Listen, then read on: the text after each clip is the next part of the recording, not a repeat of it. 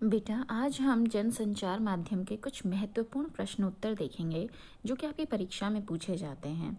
जब हमारा जनसंचार वाला कंप्लीट हो जाएगा, उसके बाद हम पत्राचार के भी देखेंगे, पत्रकारिता के भी देखेंगे। तो चलिए, किस प्रकार से परीक्षा में प्रश्न आते हैं उनको एक बार देख लेते हैं, उनका एक बार अभ्यास कर लेते हैं। तो आपका पहला प्रश्न ये है कि जनसंचार में से संचार पहले जान लीजिए, दो शब्दों से मिलकर बना है, जन और संचार। तो पहले संचार जान लेते हैं, किसे किसे कहते हैं। जो संचार होता है, संचार आपका शब्द चर धातु से उत्पन्न हुआ है, जिसका अर्थ क्या होता है, चलना या फिर एक स्थान से दूसरे स्थान पर पहुंचना। अब यहाँ पे हम बात कर रहे हैं बात की, ठीक है, विचारों की। तो सूचनाओं, विचारों और भावनाओं को अब हम किस प्रकार से पहुंचा रहे हैं दूसरे तक, मौखिक रूप से, लिखित और श्रव्य दृश्य माध्यमों के ज़रिए। तो यहाँ पर आप ये जान लीजिए कि संचार जो है चर धातु से बना है, जिसका अर्थ होता है चलना। यहाँ पर एक स्थान से दूसरे स्थान पर जो चीज़ जा रही है वो हमारे विचार हैं, और वो विचार किसके माध्यम से जा रहे हैं, कैसे जा रहे हैं, मौखिक रूप से, लिखित रूप से या श्रव्य दृश्य माध्यमों के ज़रिए। तो जब हम आसानी से, सफलतापूर्वक एक जगह से दूसरी जगह पर अपने विचारों को पहुंचा देते हैं, तो वही क्या कहलाता है, संचार। तो संचार आप समझ गए हैं। संचार अपने विचारों को एक स्थान से दूसरे स्थान पर मौखिक, लिखित या श्रव्य दृश्य माध्यमों के जरिए सफलतापूर्वक पहुंचाना कहलाता है। अब अगला प्रश्न है जो पूछा जा सकता है कि संचार जीवन की निशानी है, स्पष्ट करना है। तो संचार से ही जीवन हमारा गतिमान है, ये आपको बताना है कि सामाजिक मनुष्य क्या है, सामाजिक प्राणी, और ये क्या करता है, अपनी भावनाओं को दूसरों तक संप्रेषित करना चाहता है, और अपनी भावनाओं एवं विचारों को अन्य लोगों तक पहुंचाने का कार्य जिस समय रुक जाएगा, वह समय मनुष्य की गतिहीनता और संवेदनहीनता का परिचायक होगा। तो इसका क्या अर्थ है, इसका अर्थ यह है कि गतिशील और संवेदनशील मनुष्य के लिए अपनी भावनाओं और विचारों की अभिव्यक्ति अनिवार्य है, अन्यथा वह मृतप्राय हो जाएगा। अन्यथा वो क्या है, वो एक डेड बॉडी के समान है। जब अपने विचारों को बता नहीं पा रहा है, ना सुन पा रहा है, ना ले पा रहा है, तो वो क्या है, वो मृतप्राय है, एक समान रूप से। तो इस तरीके से कहा जा सकता है कि संचार जीवन की निशानी है, संचार जीवन के लिए बहुत आवश्यक है, और इससे क्या होता है, जीवन में गतिशीलता, संवेदनशीलता आती है। अब अगला है प्रश्न, एनकोडिंग क्या है। बेटा, जनसंचार में इस प्रकार के प्रश्न पूछे जाएंगे कि एनकोडिंग क्या है, डिकोडिंग क्या है, शोर क्या है। तो जानते हैं एनकोडिंग क्या है।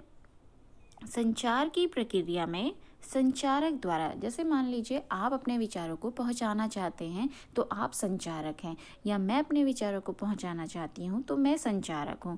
तो मेरे द्वारा विचार को संकेत चिन्ह बदलने की प्रक्रिया एनकोडिंग कहलाती है। अब देखो यहाँ पे क्या है, संकेत चिन्ह अर्थात कूट भाषा में अगर मान लीजिए कोई ऐसी चीज़ है, मैं चाहती हूँ कि वो सिर्फ आपको समझ में आए, आप तक वो विचार पहुँचे, बाकी अगर उस दूसरे तक ये बात पहुँचती है तो वो समझ ना पाए, तो मैं अपनी भाषा को क्या करती हूँ, इनक्रिप्ट कर देती हूँ, मतलब मैं उसको कूट भाषा में तब्दील कर देती हूँ। या आप संकेत चिन्ह बोलें या उसको कूट भाषा कहें। तो जब मैं उस पूरे विचारों को कूट चिन्ह में या संकेत चिन्हों में या कूट भाषा में बदल देती हूँ, तो वो पूरी प्रक्रिया क्या कहलाती है, एनकोडिंग कहलाती है। एनकोडिंग हमारी क्या हो गई कि विचारों को संकेत चिन्ह अथवा कूट भाषा में बदलने की प्रक्रिया। फिर अगला है डिकोडिंग, उसी का उल्टा। अब जैसे मान लीजिए मैं आप तक पहुंचाना चाहती हूँ, मैंने आपको कूट भाषा में, मतलब मैंने आपको एनकोडिंग के ज़रिए अपनी विचारों को पहुंचाया है। आपने क्या किया, प्राप्त संदेश में निहित अर्थ को समझ लिया, मतलब जो उसमें लिखी हुई बात थी उस कूट भाषा को आपने समझ लिया। अब ये क्या हो गई, एनकोडिंग की विपरीत प्रक्रिया हो गई ना, उसका जस्ट अपोजिट हो गया, जिसमें क्या हुआ, संदेश जो था प्राप्तकर्ता प्राप्त चिन्हों एवं संकेतों के अर्थ निकालता है। मतलब मैंने उसको कूट भाषा में लिखा और आप उस कूट भाषा को समझ गए, तो वो क्या हो गया, आपका डिकोडिंग हो गया, आपने उसको डिकोड कर दिया। क्लियर है। अगला प्रश्न है फीडबैक से आप क्या समझते हैं। तो फीडबैक क्या होता है, जब आप संचार प्रक्रिया में प्रेषक द्वारा, मतलब भेजने वाला, जैसे मैं हूँ मान लीजिए, प्रेषक द्वारा भेजे गए संदेश को प्राप्त कर लेने पर, ठीक है, जैसे आपको भेजा और आपने प्राप्त कर लिया, प्राप्त कर लेने पर प्राप्त करने वाला जो प्रतिक्रिया प्रेषक तक पहुंचाता है वही फीडबैक है।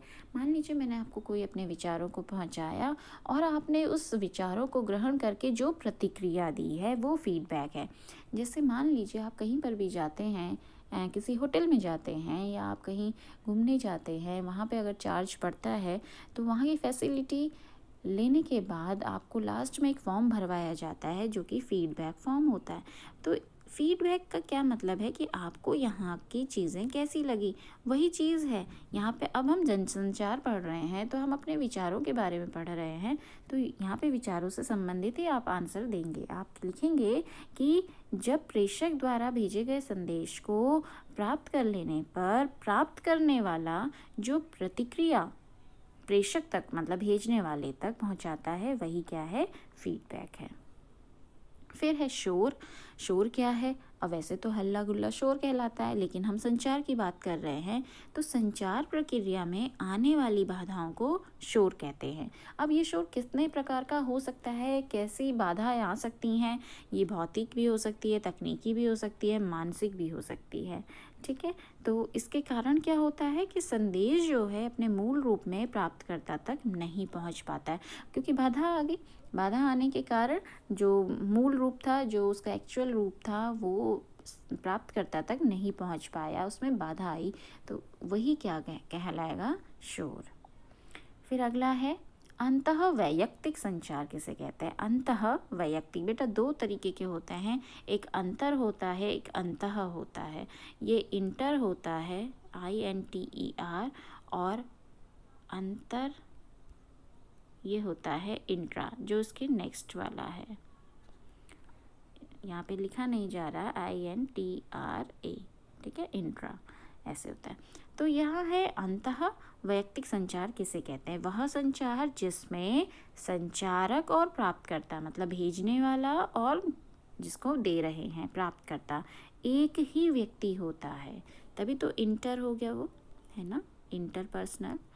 तो वो क्या हो गया, अंतः वैयक्तिक संचार उसे कहते हैं। जैसे मान लीजिए पूजा करना है, ध्यान लगाना है आदि, तो इसमें क्या कर रहे हैं, आप अपने विचारों को अपने आप के लिए ही तो कह रहे हैं, अपने आप तक ही पहुंचा रहे हैं ध्यान लगाकर या पूजा पाठ करके, तो वो हो गया अंतः वैयक्तिक संचार।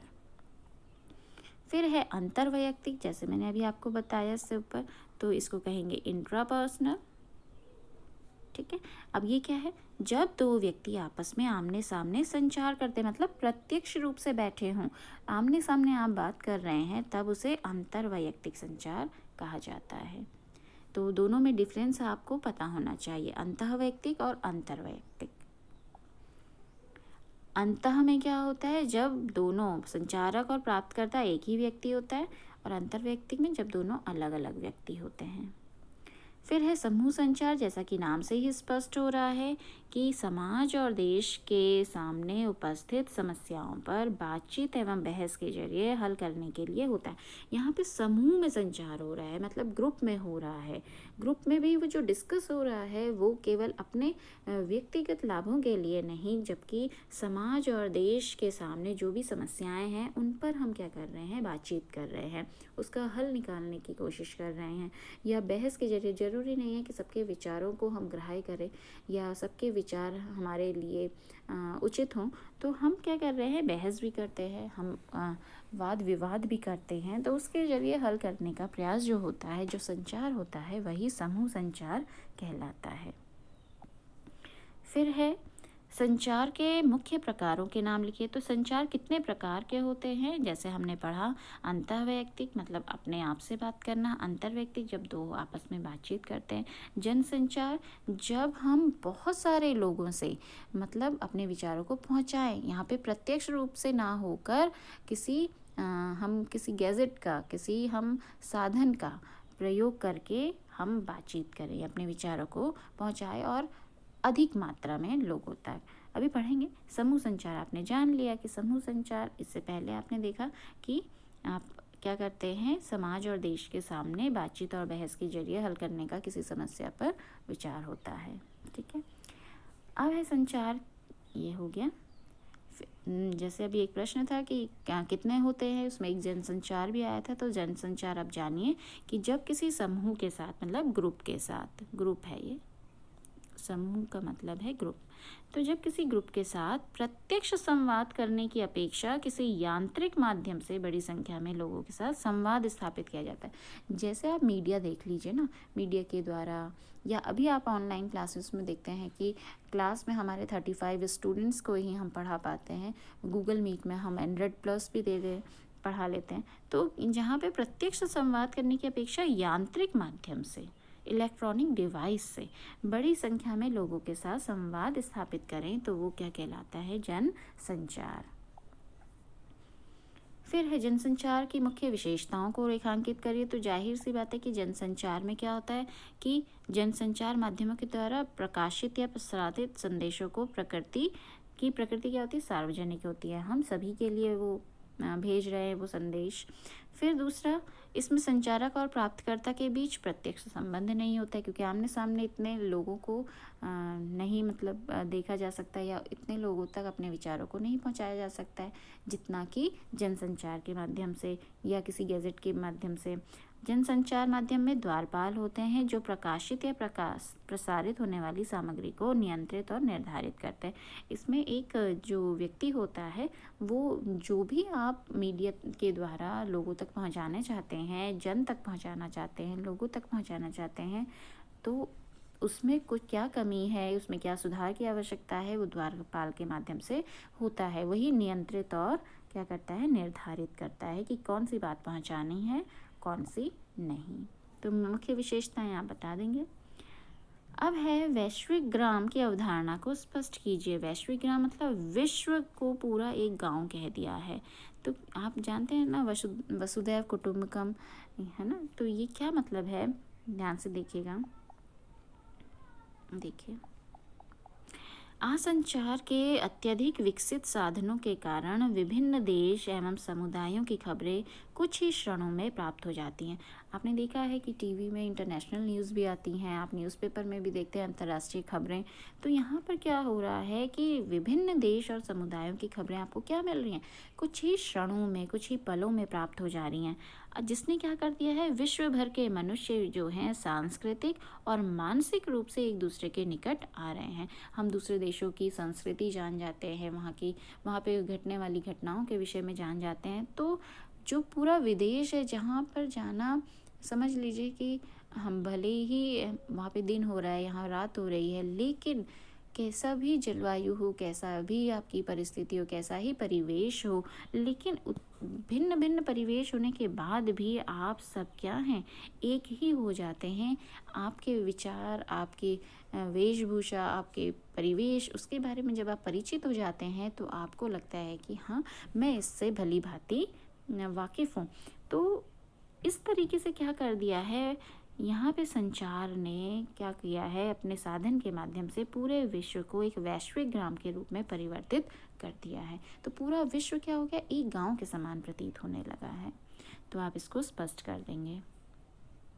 फिर जनसंचार प्रक्रिया के मुख्य तत्व कौन कौन से हैं, तो कौन कौन से तत्व हैं इसके बारे में एक एक करके जानेंगे। संचारक, प्रापक, फीडबैक, संदेश, संचार माध्यम और शोर। जिसके बारे में आप संचारक जानते हैं कि संदेश भेजने वाला, प्रापक मतलब प्राप्त करने वाला, फीडबैक मतलब जो भी आप, मतलब जो मैंने संदेश दिया है तो प्राप्त करने वाला उसके उस विचारों पर क्या प्रतिक्रिया दे रहा है, वो फीडबैक हो गया। संदेश, जो भी आप इन्फॉर्मेशन, जो भी विचार आप दे रहे हैं। संचार माध्यम, जिसके माध्यम के द्वारा आप दे रहे हैं।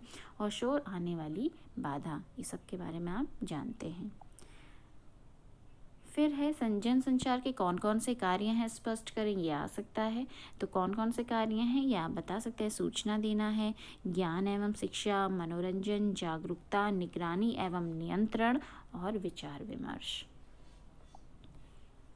जनसंचार के परंपरागत माध्यमों के नाम लिखने हैं। तो परंपरागत जो पहले चलते थे, पहले किसके माध्यम से हम लोगों को अपने विचारों तक पहुंचाते थे? चित्र हो गया, भित्ति चित्र हो गया, मूर्ति कला हो गया। भित्ति चित्र मतलब जो आप देखते होंगे कि दीवारों पर या पत्थरों पर, तो ये जो चित्र बनाते थे या संकेत चिन्ह जो होते थे वो भित्ति चित्र कहलाते हैं। मूर्ति कला हो गया, संगीत, नृत्य एवं काव्य, ये क्या है? जनसंचार के परंपरागत पुराने माध्यम है।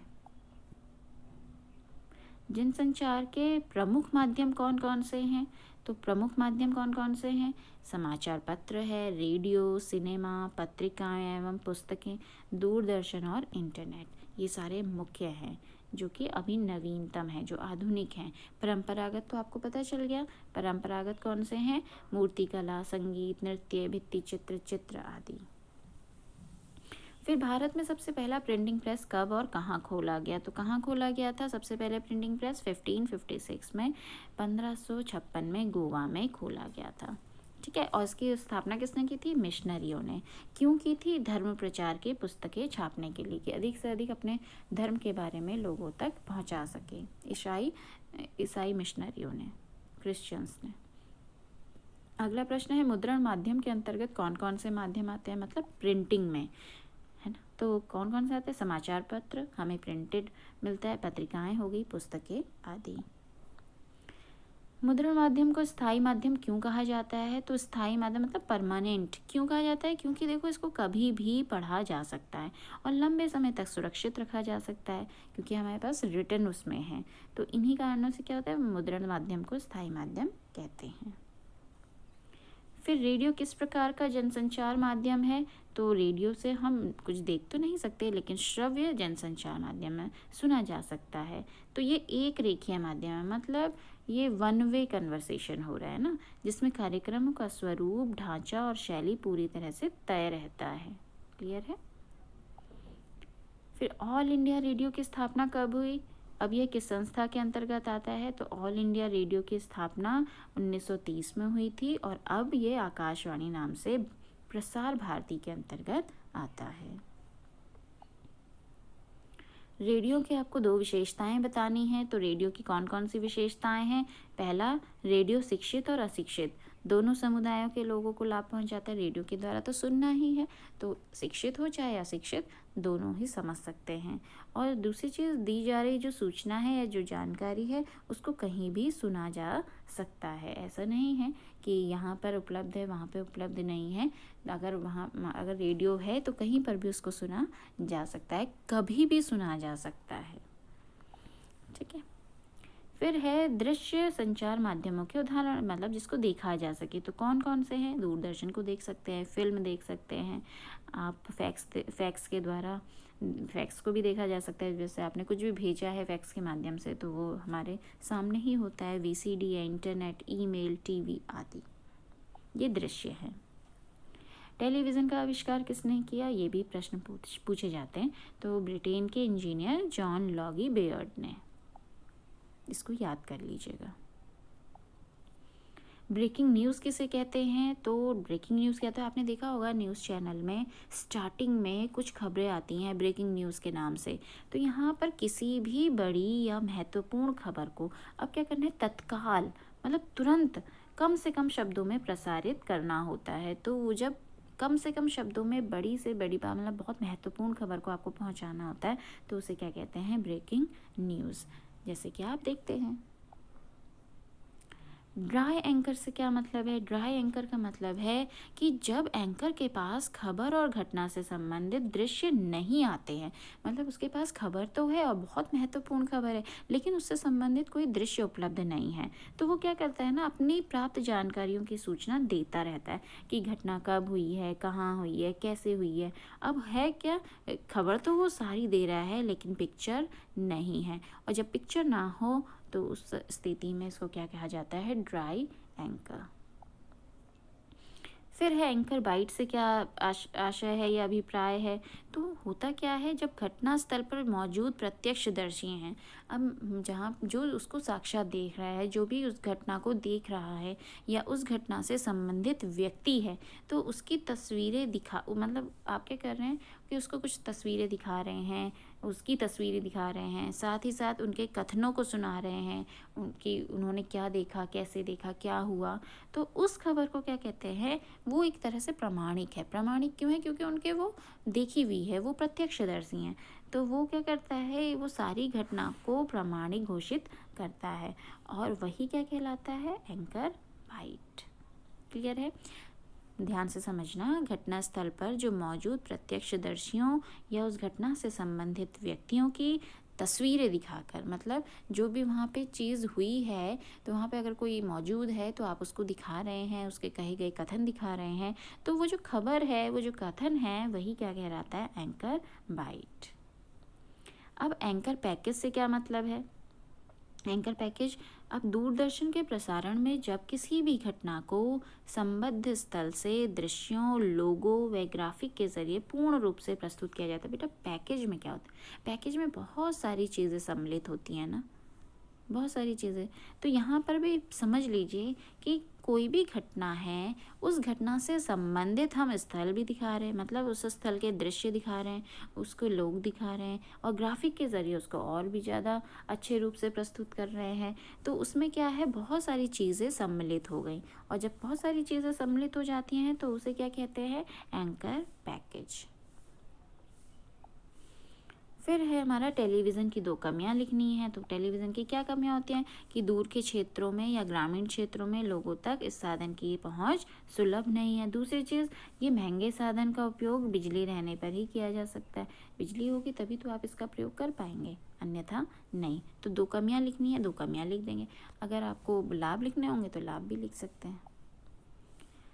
अब भारतीय सिनेमा की जनक कौन है? तो जिनके द्वारा मतलब फिल्म इंडस्ट्री हमारी इस्टेब्लिश हुई है, जो लेकर आए हैं भारत में, वो हैं दादा साहब फाल्के जी। तो दादा साहब फाल्के भारतीय सिनेमा के जनक है। इस तरीके के भी प्रश्न आते हैं। अब लास्ट है आपका, इंटरनेट माध्यम के 2 लाभ बताइए। तो इंटरनेट माध्यम के 2 लाभ हमारे क्या हैं? पहला, इसके द्वारा क्या होता है, आप किसी विश्व के किसी भी कोने में घटित होने वाली घटनाओं की जानकारी तुरंत प्राप्त कर सकते हैं। तो इंटरनेट से ही आपको कहीं पर भी विश्व के किसी भी एक हिस्से में कुछ भी हो रहा है, तो तुरंत आपको कुछ ही पलों में, कुछ ही क्षणों में वो घटना की जानकारी मिल जाती है। दूसरा है, इंटरनेट के माध्यम से सुदूर क्षेत्रों में भी आप संपर्क स्थापित कर सकते हैं। मतलब किसी भी कोने में बैठा हो, इंटरनेट के जरिए आप वीडियो कॉल कर सकते हैं, आप ऑडियो कॉल भी कर सकते हैं, है ना, व्हाट्सएप के माध्यम से, या इतने सारे ऐप हैं उनके माध्यम से। तो आप क्या कर रहे हैं, इंटरनेट के आप लाभ बता रहे हैं कि इसके द्वारा हम संपर्क भी स्थापित कर सकते हैं, भले ही वो विश्व के किसी भी कोने में बैठा हो। तीसरा आप बता रहे हैं कि सूचनाओं का आदान प्रदान किया जा सकता है। ये 2 लाभ बताने हैं, आप 2 बता देंगे, 2 के ही अंतर्गत वो भी आ गया है। बेटा इस तरीके से आपने देखा कि ये हमारा जो था जनसंचार माध्यम के प्रश्न। अब जो हमारा अगला वीडियो होगा वो पत्रकारिता से संबंधित होगा। तो इन प्रश्नों को भी आप परीक्षा में जाने से पहले एक बार देख लीजिएगा, समझ लीजिएगा। ज़रूरी नहीं है आप एज इट इज़ इसी लैंग्वेज को उतार रहे हैं। आप अगर जानते हैं कि शोर क्या है, आप ये बता सकते हैं कि विचारों के आदान प्रदान में जो बाधा आती है उसे शोर कहते हैं। ये आपका भौतिक भी हो सकता है, मानसिक भी हो सकता है, और आपका यांत्रिक भी हो सकता है। तो किसी भी तरीके से आप अपने भाषा में उत्तरों को लिख सकते हैं। तो समझ में आया होगा। थैंक यू बेटा।